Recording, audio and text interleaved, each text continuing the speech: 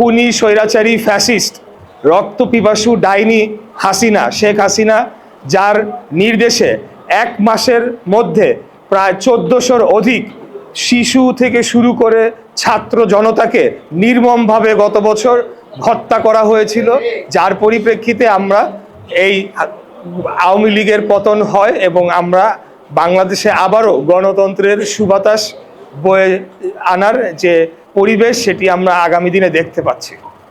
তারপরেও কিছু ষড়যন্ত্র রয়ে গিয়েছে, থেকে যাবে, সবসময়ই থাকবে। আসন্ন নির্বাচনকে বানচাল করার জন্যে পতিত স্বৈরাচার এবং তার পলাতক যে দোসররা রয়েছে তারা বিভিন্নভাবে অপচেষ্টা করে যাবে।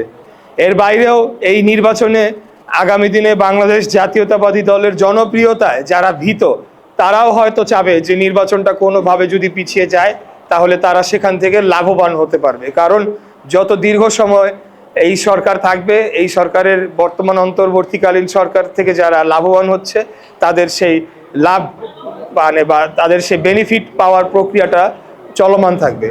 তো আমি বলবো যে এই কোনো ষড়যন্ত্রই কাজে দিবে না।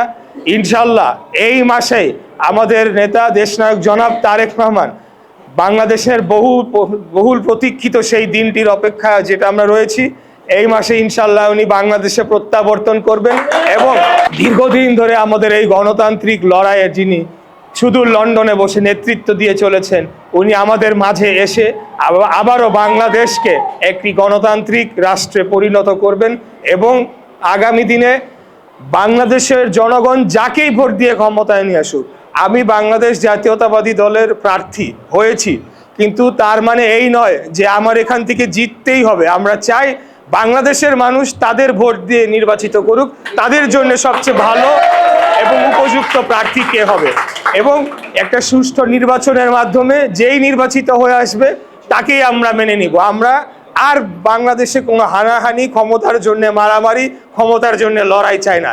এই 54 বছর ধরে সেই 1971 সালের পর থেকে বিভিন্ন সময় বাংলাদেশে গণতান্ত্রিক অগ্রযাত্রাকে ব্যাহত করা হয়েছে এবং ক্ষমতার মোহে বিভিন্ন সময় বিভিন্ন রাজনৈতিক দল এই বাংলাদেশের মানুষকে বিভাজিত করে আমাদের মধ্যে একটা বিভেদ সৃষ্টি করে তারা সেই ফায়দা নিয়েছে।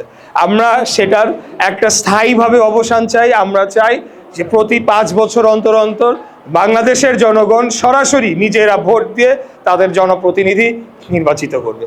যদি এটা আমরা অর্জন করতে পারি তাহলে বিগত 17 বছর যে গুম খুন, বাংলাদেশের জনগণের সম্পদ লুটপাট এবং 30 লক্ষ কোটি টাকা যে বাংলাদেশ থেকে পাচার হয়ে গিয়েছে, যেটা আমাদের জনগণের রক্ত পানি করা, রক্ত ঘাম করা শ্রমের বিনিময়ে অর্জিত যে সম্পদ, সেই সম্পদ সেই ব্রিটিশ ইস্ট ইন্ডিয়া কোম্পানির মতো গত 17 বছর আওয়ামী লীগ এবং আমাদের পার্শ্ববর্তী রাষ্ট্রের যারা তাদের পৃষ্ঠপোষক, তাদের পৃষ্ঠপোষকতায় এই সম্পদ পাচার হয়ে গিয়েছে। আমরা চাই সেই সম্পদ বাংলাদেশে আবার ফেরত নিয়ে আসতে। বাংলাদেশের সম্পদ বাংলাদেশে থাকবে। আমরা চাই যে বাংলাদেশের মাটিতে থেকে যারা রাজনীতি করে এখানে জনগণের সাথে থাকবে তারাই আগামী দিনে রাষ্ট্র পরিচালনায় যদি আসে তাহলে আমরা মনে করি যে বাংলাদেশের বর্তমানে যে সকল সমস্যাগুলো রয়েছে সেগুলোর আমরা সমাধান করতে পারবো।